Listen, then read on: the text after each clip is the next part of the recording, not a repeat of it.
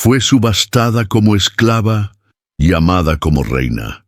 Cuando me arrebataron mi nombre y mi dignidad, creí que todo estaba perdido, hasta que un hombre silencioso me miró como nadie lo había hecho, sin deseo, sin lástima, solo con respeto. Suscríbete ahora para no perder ninguna historia que toca el alma. Recuerdo el olor. Era un hedor espeso, mezcla de sudor, miedo y desesperanza. Mis manos estaban atadas con una soga áspera que lastimaba mi piel. Había más mujeres junto a mí. Algunas lloraban en silencio, otras parecían ausentes, resignadas. Todas sabíamos qué nos esperaba. Nos encontrábamos en un mercado clandestino, en los límites de la ciudad, donde la ley no existía y las vidas humanas eran mercancía. Los hombres que organizaban la subasta gritaban como si anunciaran animales. Joven de 19 años, sana, de buen aspecto, ¿quién da más? Cuando llegó mi turno, sentí como las miradas me atravesaban como cuchillos. Intenté mantenerme erguida, aunque el terror me paralizaba. Ya no era Camila, ya no era hija, ni hermana, ni mujer. Era solo un cuerpo, un precio. El pregonero alzó mi rostro con brusquedad para que todos me vieran. Esta, aunque pobre, tiene ojos de fuego. Empezamos con 20 monedas. Las ofertas comenzaron. 20, 25, 30. Cada número era como un golpe, hasta que una voz grave, distinta a las demás, pronunció con calma: 50. El silencio se hizo. Nadie se atrevió a superar esa cantidad, y entonces lo vi. Era un hombre alto, vestido con ropas sencillas pero elegantes.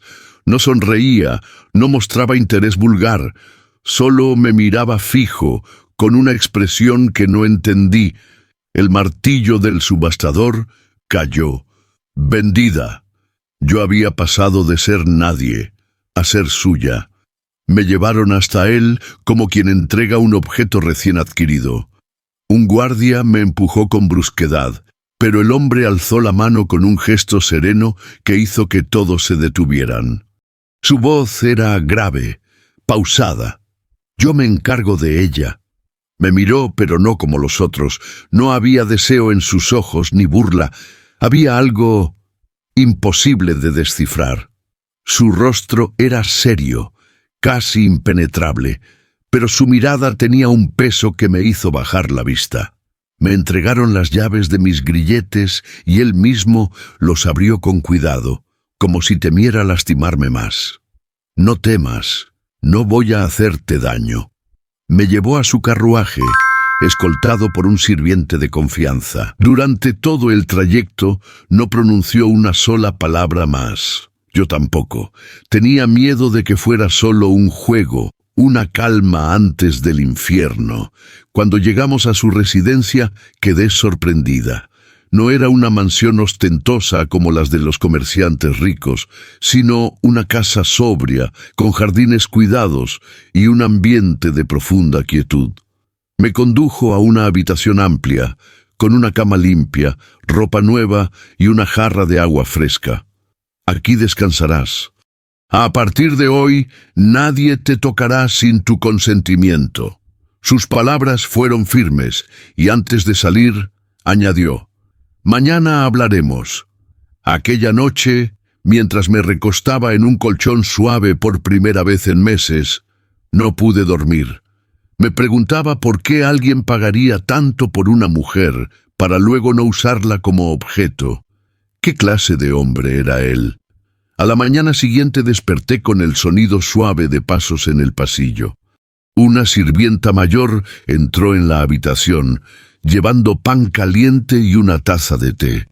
Me dijo con voz amable: «El señor te espera en el estudio cuando termines». Me vestí con el vestido sencillo que habían dejado para mí. Mis manos temblaban, no sabía qué me esperaba. Caminé por un corredor largo, adornado con cuadros antiguos y estanterías llenas de libros. Era una casa silenciosa, casi solemne. Al llegar al estudio, lo vi sentado junto a un escritorio de madera oscura. Estaba revisando unos documentos, pero al verme, dejó la pluma y me miró. Su mirada seguía siendo profunda, pero no había frialdad en ella. «Siéntate, por favor», obedecí. Él respiró hondo antes de hablar. «Mi nombre es Elías Montenegro, y aunque me viste en ese lugar, no soy como ellos. Mi corazón latía con fuerza». «Te compré», dijo con calma, «porque sabía que si no lo hacía, otro hombre te habría llevado a un destino peor. No busco esclavas ni sirvientas. Solo», hizo una pausa como si le costara decirlo, «solo busco reparar un error que cometí hace años». Sus palabras me desconcertaron. «¿Qué error? ¿Por qué yo?». Elías se levantó y caminó hacia una ventana mirando hacia el jardín. Su silueta era firme, pero su voz tenía un matiz de tristeza. «Mi esposa murió por mi culpa, no por mis manos, pero por mi silencio.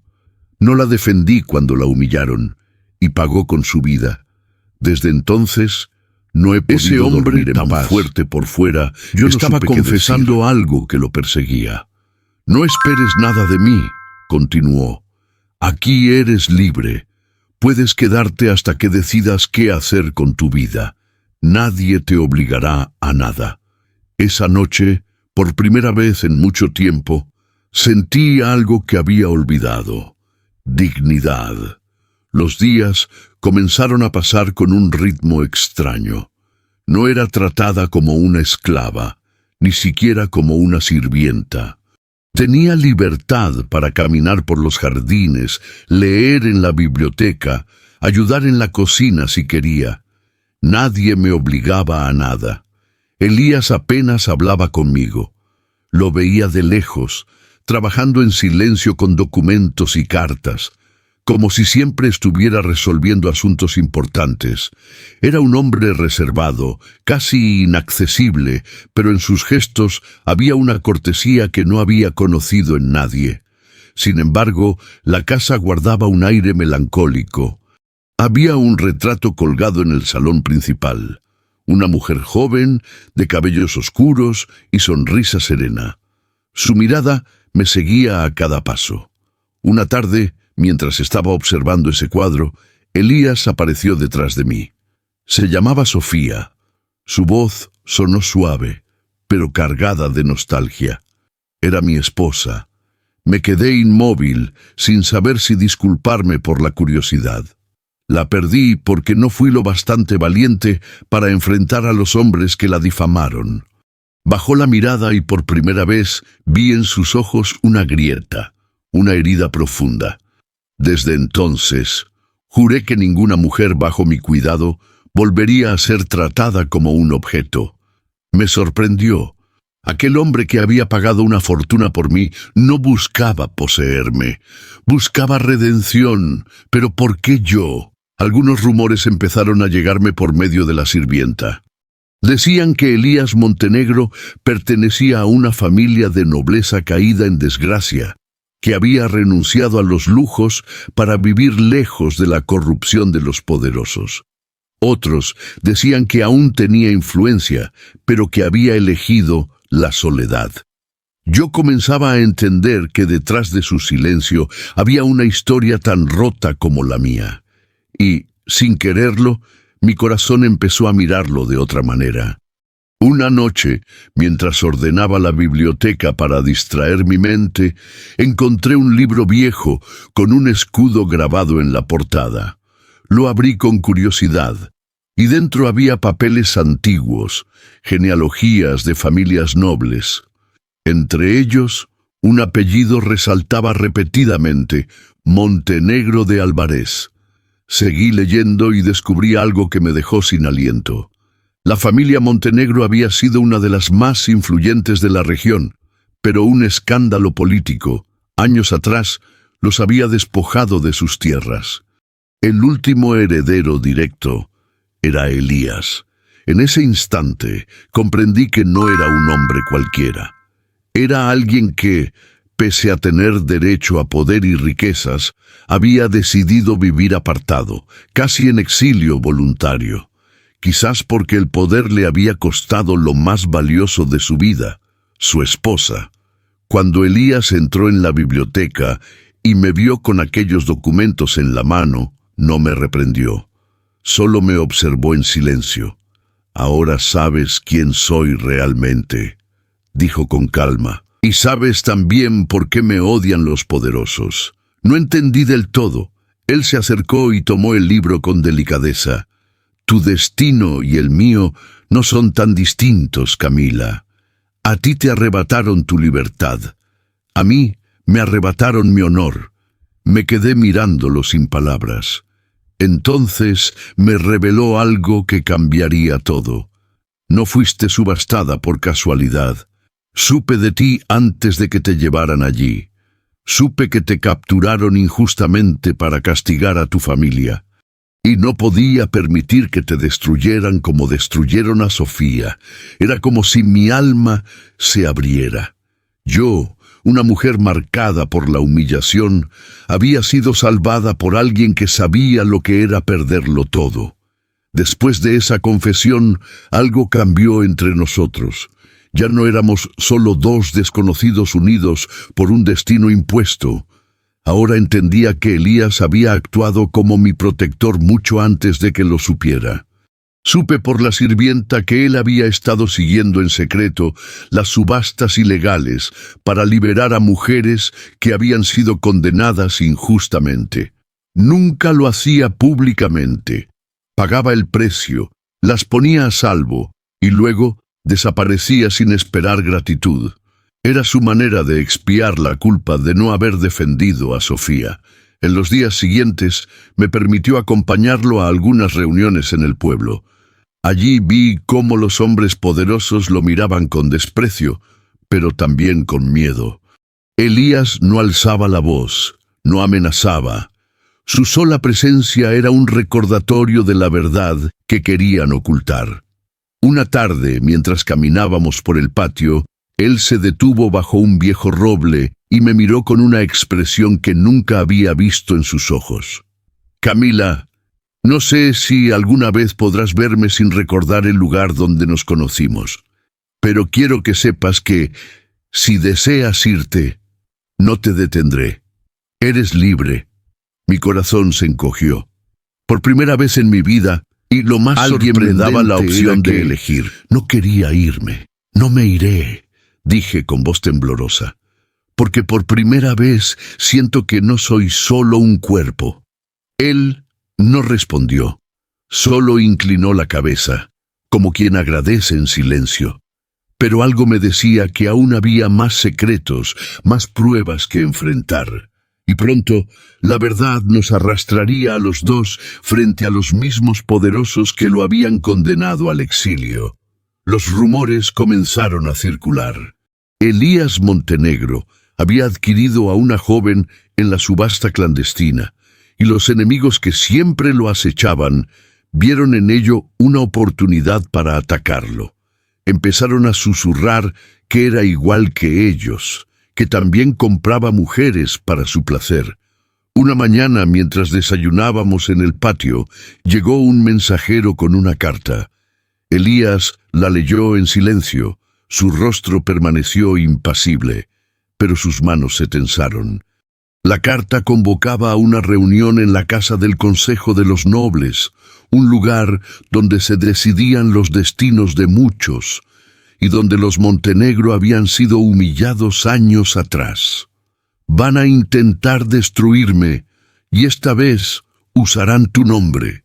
Su voz era calmada, pero había un fuego en sus ojos. Me sentí mareada. ¿Qué podía hacer yo contra hombres que tenían todo el poder y la palabra para convertir cualquier mentira en verdad? Elías se puso de pie, con esa dignidad silenciosa que siempre lo rodeaba. «Ya no se trata de mí, Camila. Se trata de limpiar tu nombre. Y aunque tenga que enfrentarme a todos, no permitiré que sigan tratándote como un objeto».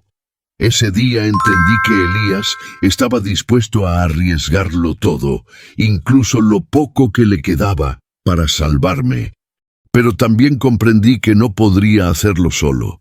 y que, para enfrentar a esos hombres, habría que revelar un secreto que cambiaría la historia para siempre. Entre los documentos que había encontrado en la biblioteca, había algo más que no le había mostrado. Una carta de Sofía, su difunta esposa, que hablaba de un hijo perdido. Un hijo que, por la descripción, podía ser yo.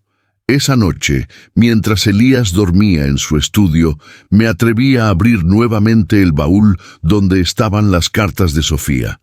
Entre los papeles amarillentos encontré una misiva con letra apresurada, casi desesperada.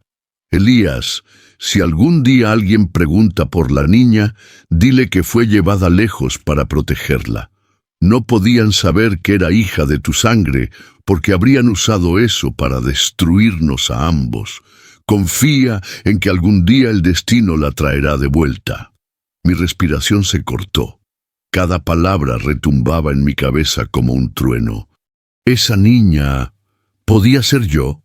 Recordé fragmentos de mi infancia, las historias confusas que mi madre me contaba antes de morir, el hecho de que nunca supe con certeza quién era mi verdadero padre. Y de pronto, todo encajó de forma perturbadora. Cuando amaneció, no pude seguir guardando el secreto. Me presenté en el estudio con la carta en la mano. Elías me miró, intrigado, mientras yo temblaba. Esto lo encontré entre las cosas de Sofía. Mi voz era apenas un susurro. Su rostro, la carta, siempre tan sereno, se quebró por primera vez. No puede ser, murmuró con un hilo de voz. Me miró con una mezcla de asombro y dolor. Camila, si esto es cierto, tú no eres solo una víctima del mercado clandestino. Eres hija de mi sangre. Sentí que el suelo se abría bajo mis pies. Una parte de mí quería rechazarlo. Otra parte comprendía que era la única explicación a todo. Mi madre, mi pasado, mi captura injusta, todo estaba ligado a la caída de los Montenegro. Él respiró hondo, cerró los ojos y dijo con voz firme: «Esto lo cambia todo. Ya no voy a defenderte solo como un hombre defiende a una mujer. Voy a defenderte como un padre defiende lo que más ama». Pero revelar la verdad significaba enfrentarse públicamente a los mismos que lo querían ver destruido. Y esa batalla apenas iba a comenzar. El día de la reunión en la casa del consejo llegó. Era un edificio imponente, con columnas de mármol y ventanales que reflejaban el cielo nublado. Allí estaban reunidos los hombres más poderosos, los mismos que habían caído en negocios sucios con el mercado clandestino, los mismos que habían condenado a Elías al exilio social. Entramos juntos. Elías caminaba con la cabeza erguida. Su porte era tan digno que el murmullo de los presentes se apagó. Me llevaba del brazo, no como un hombre que exhibe una posesión, sino como alguien que protege un tesoro. El líder del consejo, un hombre de mirada fría, habló primero. «Elías Montenegro, has vuelto a desafiar las leyes. Compraste a una mujer en la subasta clandestina. Has demostrado que no eres mejor que nosotros». Elías respiró profundo y respondió con voz clara que resonó en todo el salón. «Es cierto, fui a esa subasta, pero no para tomar, sino para liberar. La compré, para devolverle lo que ustedes le arrebataron». Todos murmuraron. Yo sentía sus miradas como dagas. Pero entonces Elías sacó la carta de Sofía, la última carta que revelaba la verdad sobre mi origen. La levantó para que todos la vieran. «Esta joven no es una esclava, es mi hija». Y la escondieron, la secuestraron, para seguir robando lo que por derecho le pertenecía. Hubo un silencio absoluto. Los rostros de los consejeros cambiaron de color. Nadie esperaba ese giro. Yo, con las lágrimas cayendo, solo pude asentir. ¿Y saben qué más?, continuó Elías. La verdadera esclavitud no está en estas mujeres que ustedes venden como ganado.